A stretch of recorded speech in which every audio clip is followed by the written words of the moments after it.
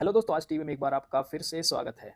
दोस्तों, आपकी स्क्रीन पे अभी एक आर्टिकल दिख रहा है और ये आर्टिकल रिलेटेड है चौधरी चरण सिंह हरियाणा एग्रीकल्चरल यूनिवर्सिटी से। और इस आर्टिकल के फोटो में हमें कुछ जाने-पहचाने से चेहरे दिख रहे हैं। क्योंकि दोस्तों, बड़े सौभाग्य और खुशी की बात है कि हमें भी इस यूनिवर्सिटी से पढ़ने का मौका मिला है, हमें भी इस यूनिवर्सिटी से तालीम याफ्ता होने का मौका मिला है। और इस फोटो के सेंटर में जो ये शख्सियत दिख रही हैं, ये है डॉक्टर बी आर कंबोज। और इस टाइम ये यूनिवर्सिटी के वीसी यानी वाइस चांसलर हैं और काफ़ी लगनशील और मेहनती ये पर्सन है और इन्होंने यूनिवर्सिटी को कई नए ऊंचाइयों तक पहुंचाने में मदद की है।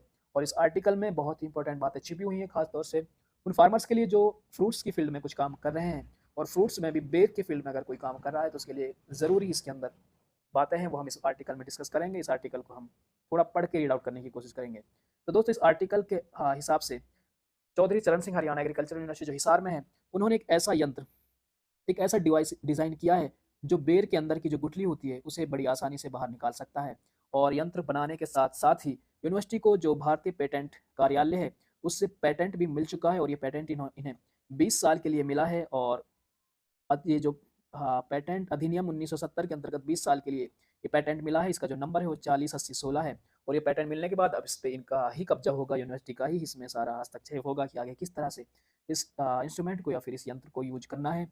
जिसके बारे में professor doctor B R Kamboj जो अभी कुलपति हैं, उन्होंने कुछ जानकारियां देते हुए बताया कि बेर, जिसको शुष्क क्षेत्र के फलों का राजा कहा जाता है और गरीब आदमी का फल कहा जाता है, क्योंकि दोस्तों गरीब आदमी को बड़ी आसानी से एटलीस्ट ये फल तो मिल ही सकता है।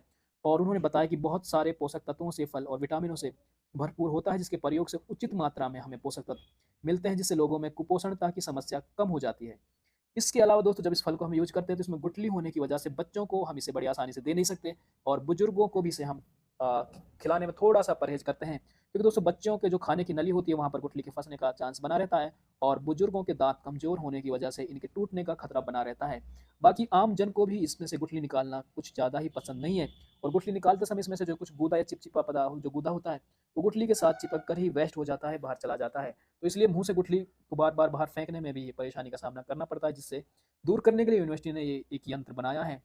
दोस्तों, इस यंत्र के बारे में डॉक्टर बी आर कंबोज ने कुछ और बातें बताई हैं कि यूनिवर्सिटी ने इस पैटेंट के साथ ही लगभग और ऐसे इस लिस्ट में एक पैटेंट जुड़ने के बाद टोटल ऐसे 20 पैटेंट यूनिवर्सिटी को मिल चुके हैं, जिसमें 6 पैटेंट जो हैं वो डिज़ाइन के हैं और 11 कॉपीराइट और एक ट्रेडमार्क भी यूनिवर्सिटी को मिला है।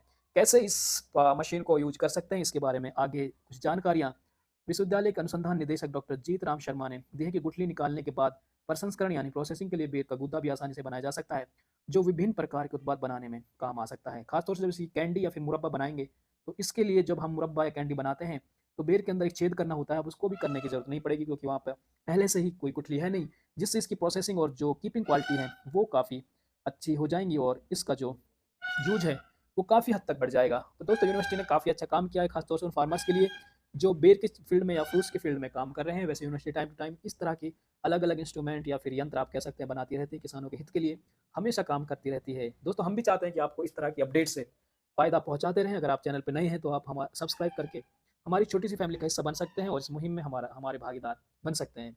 मिलते हैं दोस्तों ऐसी एक और इन्फॉर्मेशन वीडियो के साथ, तब तक आप हमसे जुड़े रहिए। अपना और अपनों का ख़्याल रखिए। धन्यवाद।